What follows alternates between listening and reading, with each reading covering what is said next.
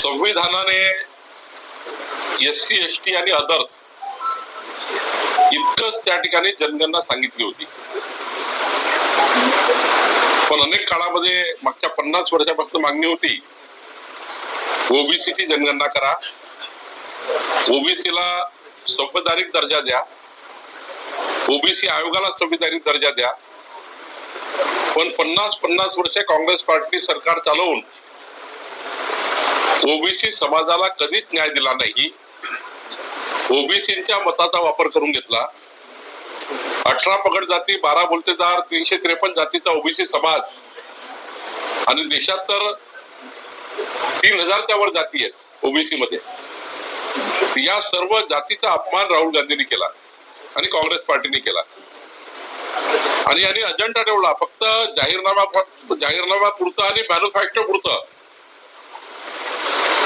ओबीसीचा विचार करायचा आणि मग मात्र वाऱ्यावर सोडून दिलं. माननीय प्रधानमंत्री मोदीजींनी ओबीसी आयोगाला संविधानिक दर्जा दिला आणि जी मागणी होती जनतेच्या मनातली, महाराष्ट्राच्या निवडणुकीमध्ये सुद्धा मोठी मागणी आली होती की ओबीसीची जनगणना करा.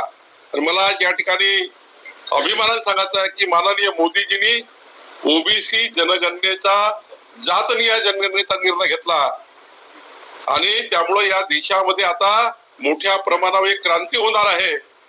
सर्व समाजाची त्या ठिकाणी सामाजिक परिस्थिती राहील त्याप्रमाणे विकास होणार आहे. सर्वच समाजाचा विकास झाला पाहिजे, आर्थिक दुर्बल समाजाचा विकास झाला पाहिजे, याकरता ही जनगणना आहे. राहुल गांधीला उशिरा सुटलेलं शहाणपण आहे.